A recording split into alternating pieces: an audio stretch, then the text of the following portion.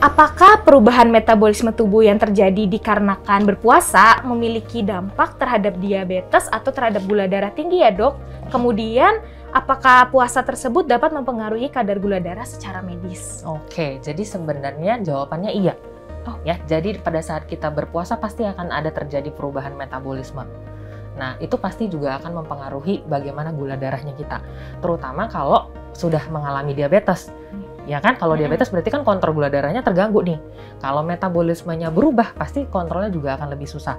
Tapi bukan berarti nanti si diabetesnya tidak boleh untuk puasa. Nanti kita akan jelasin berikutnya. Tapi yang jelas memang perubahan metabolisme pada saat berpuasa pasti akan berpengaruh. Jadi harus diperhatikan gitu.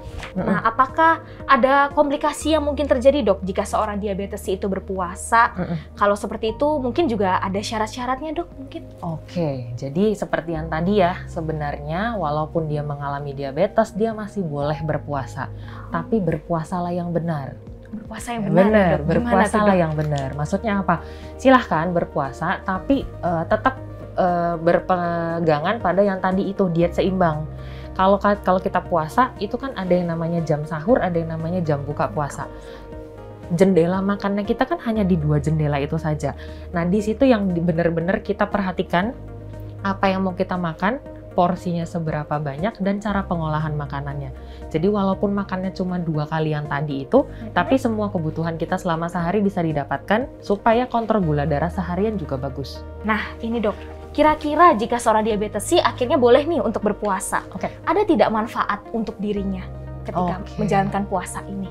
Jadi sebenarnya puasa itu tidak hanya untuk yang diabetes ya, untuk orang sehat pun sebenarnya itu bermanfaat. Gitu. Atau istilahnya, kalau istilah kerennya seperti menyeimbangkan hormonnya kita. Ya kan, karena pada saat kita puasa ada hormon yang diistirahatkan, ada yang ibaratnya kayak dirangsang untuk bekerja lebih baik lagi. Atau ibaratnya kalau saya suka bilangnya, kalau puasa itu kayak restart. Restart. Badannya kita restart. Kayak handphone kalau misalnya agak-agak gimana gitu kan, kita restart lagi biar dia kembali lagi seperti awal. Di reset ulang. Nah, sama. Jadi sebenarnya tidak hanya untuk diabetes, untuk orang awam juga sama. Berpuasa itu sebenarnya sangat bermanfaat. Wah, baik dong. Nah, jika sudah berpuasa nih, akhirnya diabetes juga. Ini nih dok, kalau tanda-tanda atau sinyal-sinyal apa sih yang bikin diabetes itu kayaknya harus batal nih puasanya? Ada nggak dok tanda-tandanya? Tanda-tandanya kalau mau batal puasa. Oke, jadi yang pertama, sama seperti tadi syarat boleh puasa atau enggak. Jadi bukan cuma pada saat mau puasa doang, diperhatikan gula darahnya. Jadi selama pada saat sepanjang bulan puasa itu tetap dicek gula darahnya. Kalau mungkin di awal bulan puasa kontrol gula darahnya bagus, pas di tengah-tengah misalnya nggak bagus. Karena kan gula darah nggak bagus tidak 100% gara-gara makanan. Iya. Kurang istirahat juga bisa naikin gula, bener nggak? Benar. Gitu. Jadi perhatikan lagi, kalau kontrol gulanya sudah mulai agak aneh, mulai acak adut, obatnya juga nggak mempan dan lain-lain, konsultasikan ke dokternya.